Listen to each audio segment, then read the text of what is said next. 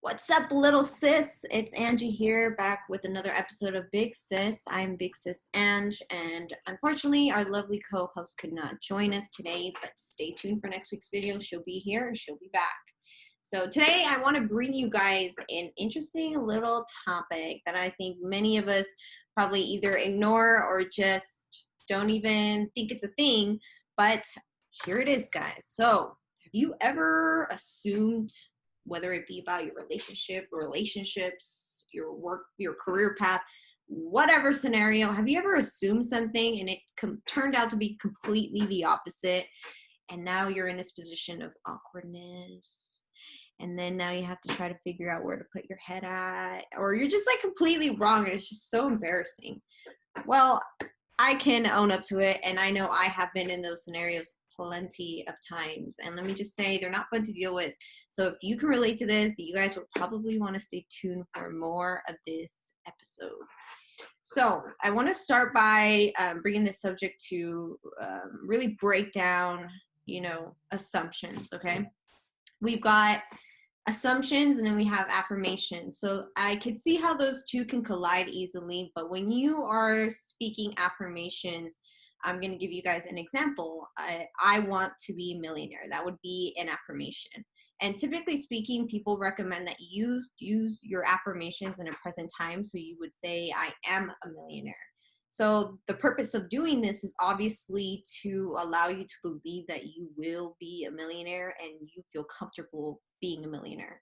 So what's the difference between that and assuming? Well, assuming is more scenario based, and it can be more along the lines of storytelling. So you're making this story up in your head and you're creating these scenarios and you're making yourself believe them. But at the end of the day, if you're wrong or whatever the case might be, ultimately you're going to suffer the consequences of having an embarrassing moment or just feeling very disappointed. Even it could be in your career path.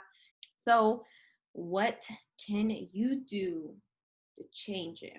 Okay, what can you do to help you reduce your assumptions, help you moving forward, allow you to think before you speak, or even think about really organize your thoughts in a way before you create this story in your head.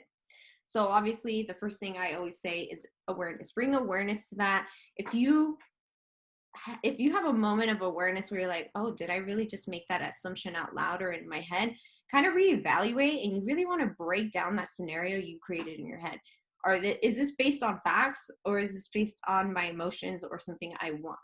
Okay, so really set aside your emotions for a second and evaluate it at a deeper level to really allow yourself to break down that assumption you just made. Okay, second thing is, I already mentioned it, think before you speak.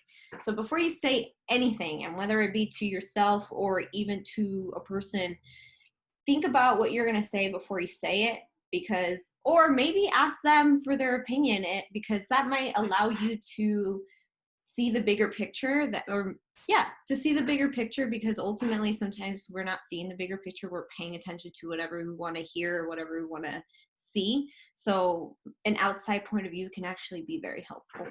The last thing I'm going to say is ask questions.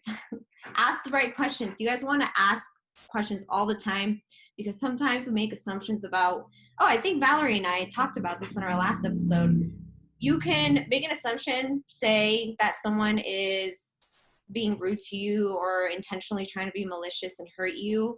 But if you ask questions, and even if they're uncomfortable questions, you probably will get clarity in what that person's intention is. So before you get worked up and want to start fighting people, sit back and ask the right questions, and then make your next move from that point on. Okay.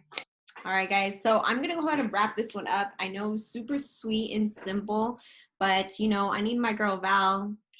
She helps me through this, and we just help each other out. It's like great when we're both kind of on the same rhythm and we just like bounce ideas back and forth. I'm sure you guys enjoy it, but let me know what you guys think of this episode and what you guys would love to see in the future videos, or future episodes, I should say. As always, if you guys have any questions, we're always here and we're always a safe place for you guys at bigsisquestion@gmail.com. And I'll see you on the next one.